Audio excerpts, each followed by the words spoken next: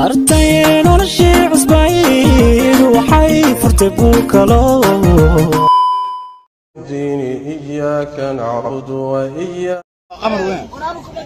وقمر السودان وين؟ وفنان وين؟ هيدا نفسي كنت أبو غريق حي فيش متوح دراما بالله عليك. وهاجاك بسم الله السلام عليكم ولا لها صومالي ذا ميرور بوجوتان وحن دللي هاي صباح وناكسن قلب وناكسن دور نمو وناكسن حليك كستو يكوت هاي وناكسن كل أنا قاعد وحنوت هاي برقي نوت هاي ولا بيتون كدور نمو سايس لي هاي لكن دي غفلوا حلو فيديو قداون دونا واسماعيل أرحنك إلا الله فرح ميديا يا دي قداون إنسان هديه تايمر كي كوغوري سياد صوبغاني سعود سي وحا channel كنا سبسكرايب غريسو لايك الفيديو أنا صارتو نو سي شير غريسو انت اسكسو كو ساد وغيدين waxaan rabaa inaan laba arrin ka hadlo kow maama Khadiijo waxaad u taqaanaan oo ah wasiir ayraade xildhibaan Soomaaliyeed oo ah maskab qof Soomaalida meel weyn ka ah qofka markuu xil qabto waa qofkii lagu dayanayay barnaamij baan idinkaga hayaa video ay soo duubtay saacadihii ugu dambeeyay ayaa waxa uu yaray almost wuxuu ku dhow yahay sida la ii sheegay 2M views waxay soo dhigtay video ay sarwaalkii ayada iyo Sheekh Umar ay ka hadlayeen 2022 waa sanadka tagay muranka badan dhaliyay hadallada badan la isku weedaarsanayay ayay TikTok si toos soo dhigtay iyadoo waliba hees soo saartay kadibna sidaan samaysay بارتين ولا شيء عصبين وحي فرتبوك لو haddana ceelkaas arrinka kuma ekaanin de hadalladeeda dadka Soomaalida waxay u qaateen in daandaansi uu jiro in Ilaahay kuma danaada ay Sheekh Umar kugu durayso inay ka doonayso Sheekh Umar inuu jawaab ka soo bixiyo marka kullay islaantan maamadan dadku waxay baraysaa wax kale dhaheen another level marka qodobkaas wax mar raba inaan waqti badan geliyo laakiin waa arin laga qurxan yahay adigoo da'daasa maama Soomaaliyeed xil hayo Soomaali matalayo qabiil Soomaaliyeed xilka ku matalayo inaad noqotid a very bad role model adigaan kuma fiicno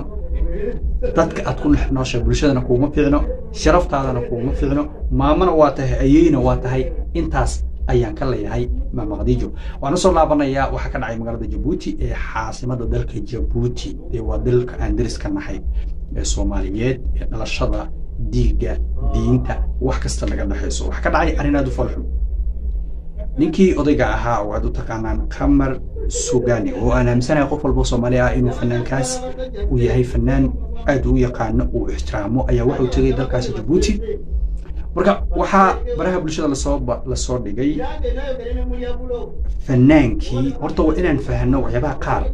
fanaan dictor maxaa jiray dhakhtar fanaan iyo suxufi waa borderless macnaheedu waxay tahay xuduud ceelisa malaha qofka hadduu dhakhtar yahay meel walba adduunka ka tegi karaa without passport without anything wuu tegi karaa qofka hadduu journalist yahay meel walba dunida ka tegi karaa waa dadka haysto access ama maxaa la dhihi jiray meel walba tegi karo sababta keenaysana waxay tahay qofka markuu fanaan yahay wuxuu u dhaxeeyaa bulshada Soomaaliyeed qofka dhakhtar markuu yahay wuxuu u dhaxeeyaa qof walba oo bili aadan ah oo u baahan in la daaweeyo qofku markuu yahay Ilaahay kuma daraaday suxufina war walba xaqiiqdiisa inuu tabiyaa muhiim marka muhiimadan soo qaatay waxay tahay doctorka iyo journalistiga in adduunka dadkaasi ay kala yihiin borderless ay macnaheedu tahay xuduud la'aan Qamar Sugani wuxuu tagay Djibouti waxa xalna la wadaagay video asagoo la garaacayo haddana waxaan aragnay in la wadaagay sida tan قمر وين؟ وقمر السودان وين؟ وفنان وين؟ هيدا نفسي كنت أبو غريق حي فيش متوح دراما بالله عليك.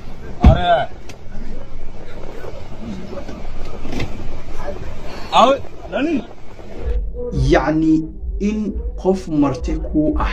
أنا الصومالي بعنا Djibouti وهذا الصومالي inkastoo ay kala go'day dalalka ay kala go'een laakiin waa dad Soomaali ah garanaya martisoorka garanaya muhiimadda ay leedahay qofka markuu marti ku yahay mas'uuliyadda ka saaran de arintaas Djibouti